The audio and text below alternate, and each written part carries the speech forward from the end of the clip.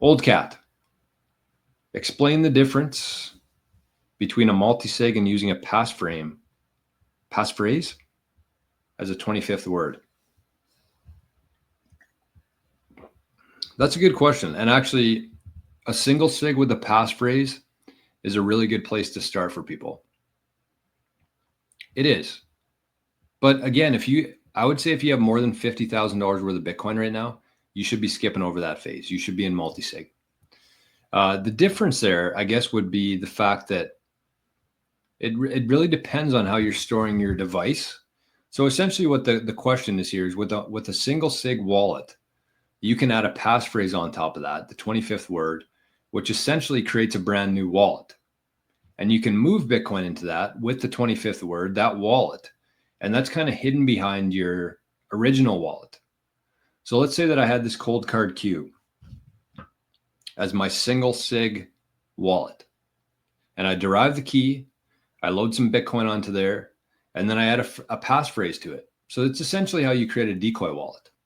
Whereas if somebody found this device, they were able to get into it, they would see my original wallet that I set up. But what you do with the passphrase is you add a second wallet that's kind of hidden behind that original one. So they wouldn't know that I had a passphrase wallet on this if somebody got access to this. And so it is a really good way to protect that from like your single point of failure. But the problem comes with how you're storing it.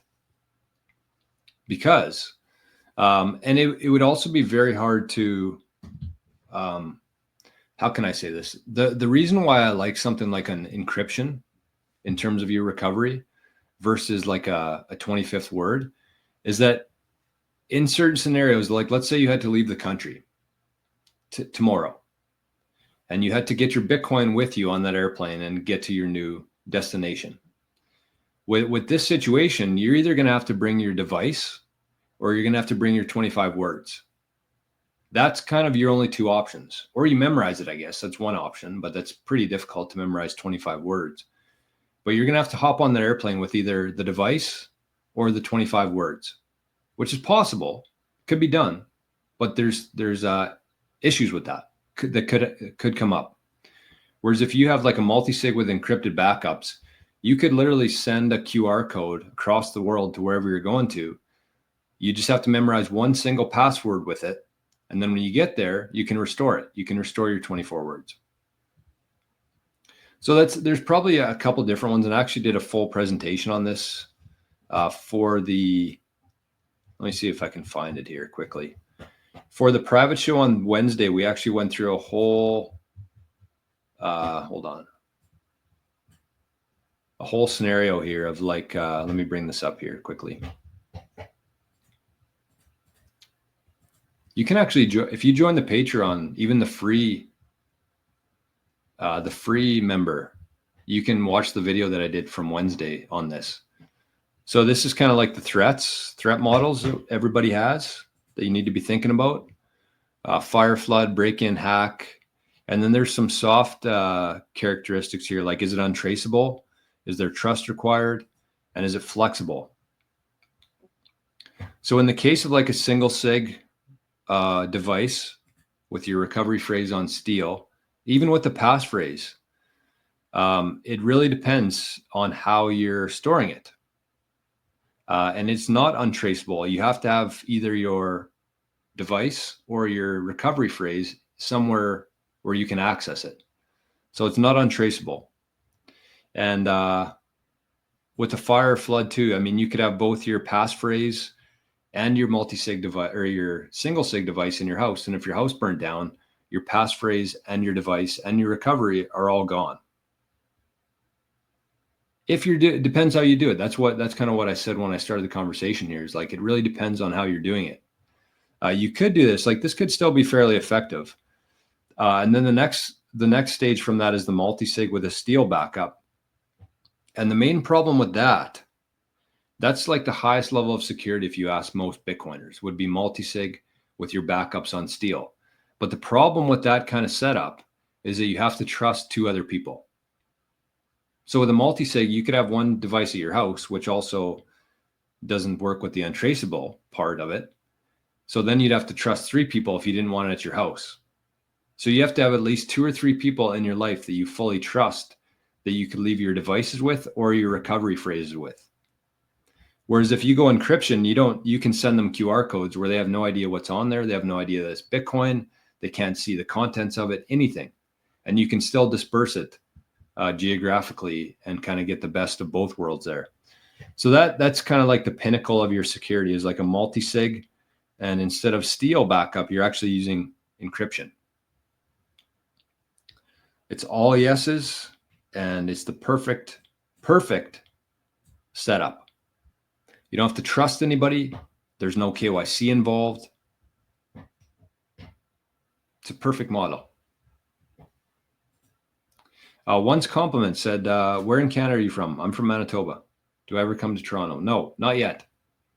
But I do plan on going to, a conference maybe in Toronto or Ottawa or Montreal sometime soon. And I got a couple buddies now in Toronto. So I'll probably be in Toronto at some point. It's not an easy drive for me, unfortunately. It's a flight, but I do want to get there. I've been to Toronto before. Actually, to be completely honest with you, I was very underwhelmed with Toronto. Not my kind of city. Anyway, somebody sent 44 sats here, anonymous. So thank you for that. All right. Duncan says, actually, we got a couple different questions here. Josh says, what about an air gap jade for up to half a Bitcoin with the passphrase? I don't know. I mean, it's kind of up to you. I really think that anybody with over $50,000 worth of Bitcoin should have a multisig. And you don't have to do it tomorrow. Keep that in mind. And even if you already have a jade, you're off to a good start. You got one of your devices that you need for your 3 devices. So again, this isn't something you need to do tomorrow. You don't have to be like panicky or anything. Like Josh, you're fine with that. But if you're thinking about your 10, 20, 50 years from now, now is the time when you want to be setting this stuff up. So it's good, but it's not great. And within Bitcoin, when you're protecting the best asset that's ever been discovered in human history, you want to be great, not good. Actually, you don't even want to be great. You want to be the best form of security possible that exists. What else do we have here? Duncan says, do you think you could get through the airport security with a hardware wallet? I wouldn't try. You might be able to. I wouldn't try. I would rather take my 12 words on paper through an airport. But at the same time, it's plain text. That's the issue. And that's why with encryption, you could walk through an airport with a QR code. They have no idea what's on there. They could scan it. They could, try to pry it out from you, but they can't see what's on there. They have no idea. And you take one with you and you send one to the country that you're going to. And then, in that case, nobody can do anything with you. So it's the perfect setup, in my opinion. Craig says, cross borders with super backed encrypted blocks in a book. No worries, only one password to memorize. Exactly. Josh says, my next step is super backed for sure. Unknown Disciple says, Foundation Passport is integrating Monero in their new device. Josh says, I have the Decoy wallet, Old Ledger, my main wallet, Jade. Next will be a multisig. There you go. So you only need actually one more device in that scenario. So if you are somebody who has like your main stack and then a decoy, you actually only need to have one more device added to that for a multisig.